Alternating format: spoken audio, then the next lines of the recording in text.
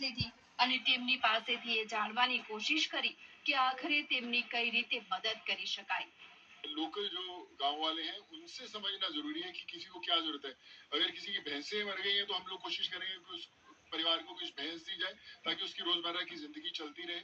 अगर उन्हें किसी के घर टूटे हैं या छतें टूटी हैं उनके अंदर कैसे रिपेयर करवा सकते हैं।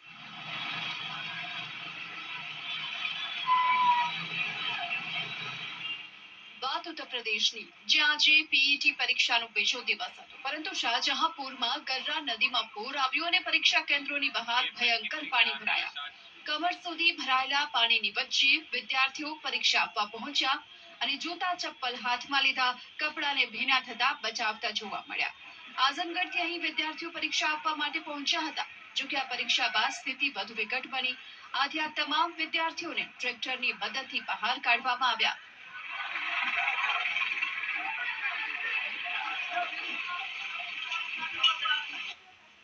આગ્રામાં યમુના નદીના પાણીએ કૈલાસ ગામને પોતાની ઝપેટમાં લઈ લીધું। પૂરના કારણે મકાનોમાં પાણી ભરાયા, જેથી લોકો મકાનોની છત પર આશરો લેવા મજબૂર છે।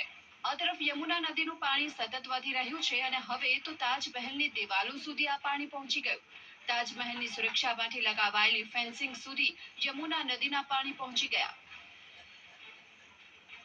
જ્યારે કે ગોકુળમાં આવેલ રમણ રેતી આશ્રમમાં 1,500 ગાય, 400 હરણ, હાથીઓ અને સસલાને સલામત સ્થળે રાખવામાં આવ્યા। જો યમુનાનું પાણીનું સ્તર વધે તો તેમના પર ખતરો મંડરાઈ શકે છે। મથુરાના જયસિંહપુરાના હેમતપુરામાં જળસ્તર હજુ પણ યથાવત છે। રહેણાંક મકાનો અત્યારે અડધા પાણીમાં ડૂબેલા છે। મોટા ભાગના લોકોનું સ્થળાંતર કરી દેવાયું, પરંતુ હાલમાં જે લોકો ત્યાં રહે છે તેમના માટે રાહત સામગ્રી પહોંચાડવામાં આવી। છેલ્લા 8 દિવસથી મથુરામાં યમુના નદી ભયજનક સપાટીથી ઉપર વહી રહી છે। રાજ્યમાં ભારે મેઘખાંગા થયા। છેલ્લા 24 કલાકમાં અનેક જગ્યાએ વરસ્યો વરસાદ। બનાસકાંઠામાં તો મુશળધાર વરસાદ પડ્યો।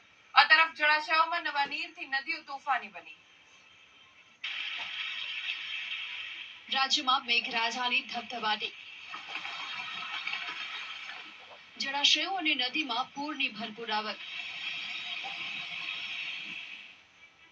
બનાસકાંઠામાં ભારે મેઘખાંગા, પાણીનો ધસમસતો પ્રવાહ અને પથ્થર પર બેઠેલો આ યુવક।